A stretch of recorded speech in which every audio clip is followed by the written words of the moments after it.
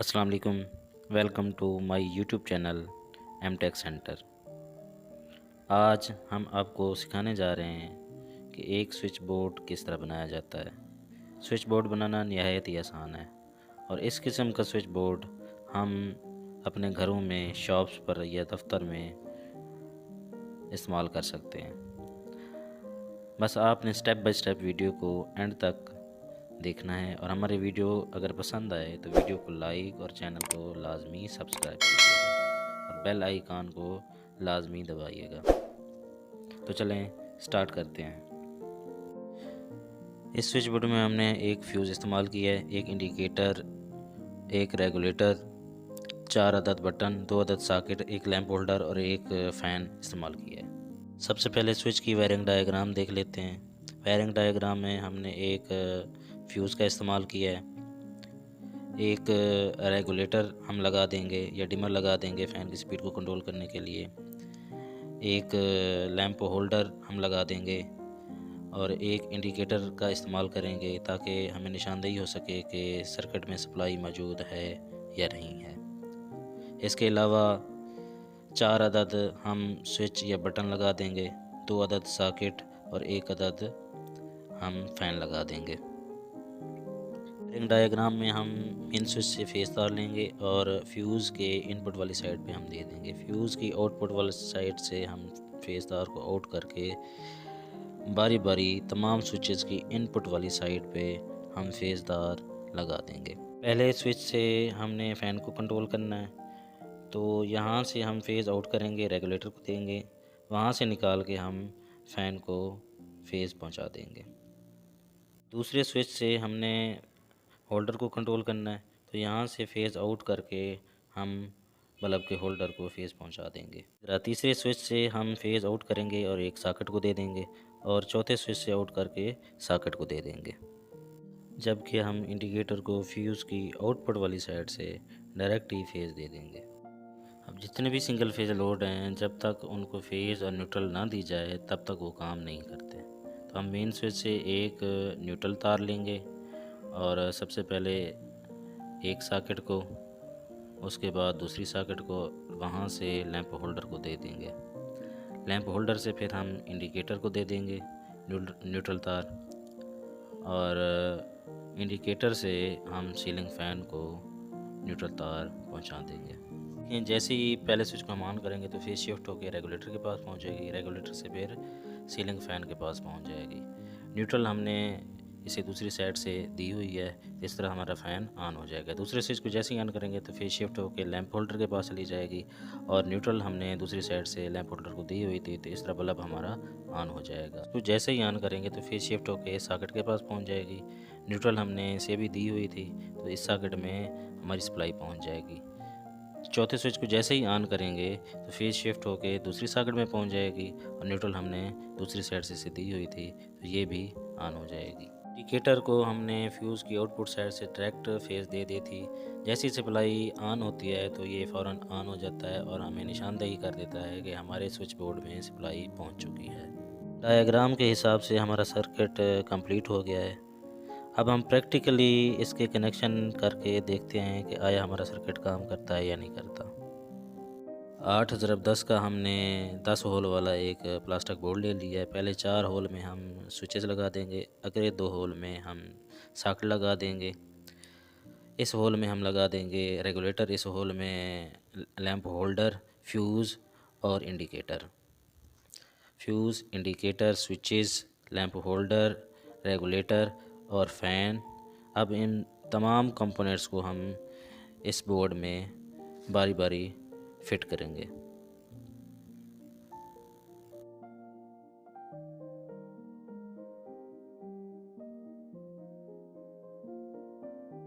चलें जी, तमाम components switch board पे फिट हो गए हैं। ये हमने फ्यूज़ लगा दिया है, ये फ़ैन रेगुलेटर फिट कर दिया है, ये 4 अदद स्विचेस या बटन लगा दिए, 2 अदद सॉकेट, एक लैंप होल्डर और एक इंडिकेटर, जबकि फ़ैन की जगह पे हम ओपन होल्डर लगा देंगे।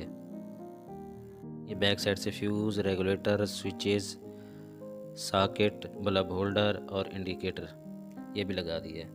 इनके कनेक्शन स्टार्ट करते हैं। सबसे पहले हमने फ्यूज़ की इनपुट वाली साइड से फेस तार इन कर दिया है। फ्यूज़ की आउटपुट वाली साइड से हम तार इन स्विचेस की इनपुट्स पे लगा देंगे। सबसे पहले इन स्विचेस की इनपुट्स को आपस में मिला देंगे। आपस में मिलाने के बाद फ्यूज़ की आउटपुट वाली साइड से एक तार निकाल के हम इन स्विचेस में लगा देंगे। इस तरह फेज़ इन तमाम स्विचेस में पहुंच जाएगी।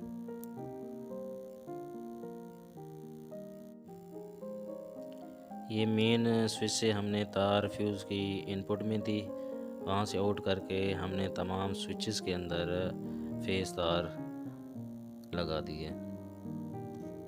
डायग्राम के मुताबिक फ्यूज़ की आउटपुट वाली साइड से तार निकाल के हम इंडिकेटर को दे देंगे। पहले स्विच के ज़रिए हमने सीलिंग फ़ैन को कंट्रोल करना है, तो यहाँ से हम फेज़ आउट करके रेगुलेटर के इनपुट साइड पे दे देंगे और उसकी आउटपुट साइड से फेज़ आउट करके सीलिंग फ़ैन तक पहुँचा देंगे।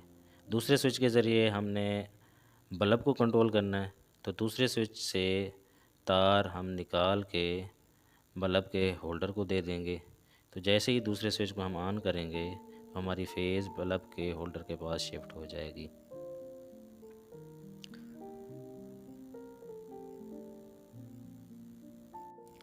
तीसरे स्विच के ज़रिए हमने सॉकेट को कंट्रोल करना था, तो तीसरे स्विच से हम तार निकाल के सॉकेट को दे देंगे।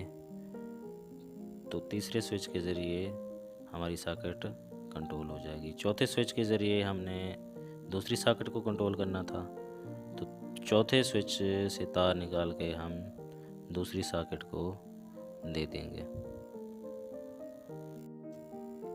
चलें जी, फेज़ तार हमारे तमाम कंपोनेंट्स में पहुंच गई है। फ्यूज़ से तमाम स्विचेस के पास हमने फेज़ पहुंचा दी है।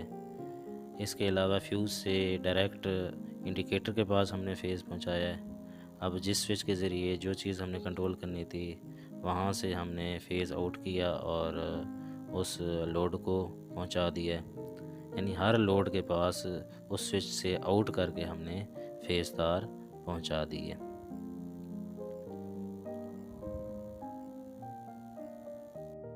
फेज़ तार की वायरिंग मुकम्मल करने के बाद जितने भी हमारे पास लोड हैं उन लोड्स के पास हमने न्यूट्रल तार देनी है। मिसाल के तौर पे ceiling fan, indicator, lamp holder और जो हमारी सॉकेट्स हैं इन पे भी लोड लगना है, तो यहाँ पे हमने न्यूट्रल तार देनी है, क्योंकि जब तक न्यूट्रल तार नहीं देंगे तब तक हमारा कोई लोड काम नहीं करेगा। अब मेन से हमने न्यूट्रल तार ली और सीधा लैंप होल्डर में हमने न्यूट्रल तार पहुँचा दी। वहीं से हमने इंडिकेटर को न्यूट्रल तार पहुंचा दी और फिर इंडिकेटर से हम सीलिंग फ़ैन को न्यूट्रल तार दे देंगे। होल्डर चूँकि सॉकेट्स के करीब है, तो यहाँ से हम न्यूट्रल तार निकाल के इन दोनों सॉकेट्स को दे देंगे और बाकी हमारे पास सीलिंग फ़ैन बचा हुआ था, तो फिर सीलिंग फ़ैन को भी इंडिकेटर से हम तार का टुकड़ा लगा के न्यूट्रल फ्रेम कर देंगे। एक दफ़ा रिव्यू कर लेते हैं। फेज़ तार ली, फ्यूज़ को दी, फ्यूज़ की आउटपुट साइड से तमाम स्विचेस को दे दी और फ्यूज़ की आउटपुट साइड से इंडिकेटर को दे दी। अब जिस स्विच के ज़रिए जो चीज़ कंट्रोल करनी थी वहाँ से आउट की और उस लोड को दे दी। दूसरे स्विच से जैसे हमने लैंप को कंट्रोल किया था तो लैंप को दे दी, तीसरे स्विच से सॉकेट को, चौथे स्विच से भी सॉकेट को। न्यूट्रल हमने सबसे पहले होल्डर को दी, होल्डर से फिर सॉकेट्स को दी, फिर होल्डर से ही हमने इंडिकेटर को दी और इंडिकेटर से सीलिंग फ़ैन के पास हमने न्यूट्रल पहुंचा दी। सप्लाई दे के हम चेक कर लेते हैं कि आया हमारा ये स्विच बोर्ड काम कर भी रहा है या नहीं कर रहा। देखें, सबसे पहले जैसे ही हमने सप्लाई दी है तो फ़ौरन ही हमारा इंडिकेटर, क्योंकि इसके पास डायरेक्ट फेज़ पहुंची हुई, तो फ़ौरन ही हमारा इंडिकेटर ऑन हो गया। पहले स्विच के ज़रिए हमने फ़ैन को कंट्रोल किया था, तो जैसे ही पहले स्विच को हम ऑन करेंगे तो हमारा देखें फ़ैन ऑन हो गया और रेगुलेटर के ज़रिए इसकी स्पीड भी कम और ज़्यादा हो रही है।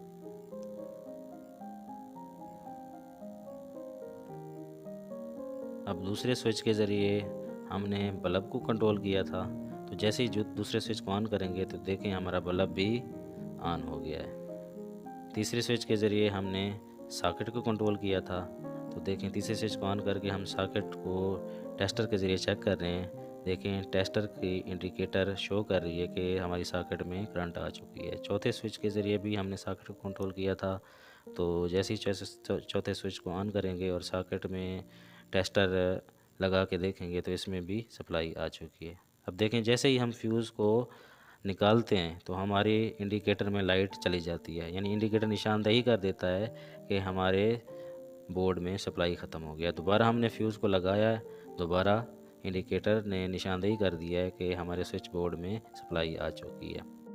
फ्यूज़ का काम पूरे स्विच बोर्ड से रिलेटेड सर्किट को प्रोटेक्शन देना होता है, यानी अगर पूरे सर्किट में किसी किस्म का कोई फॉल्ट आ जाता है तो फ्यूज़ पिघल कर सर्किट का कनेक्शन मुनक़ता कर देता है। इस तरह फ्यूज़, इंडिकेटर और रेगुलेटर के साथ 4 स्विचेज़ और सॉकेट पर मुश्तमिल ये एक बेहतरीन घरेलू स्विच बोर्ड हमने तैयार कर लिया है। आप भी इस तरह का सर्किट खुद घर पर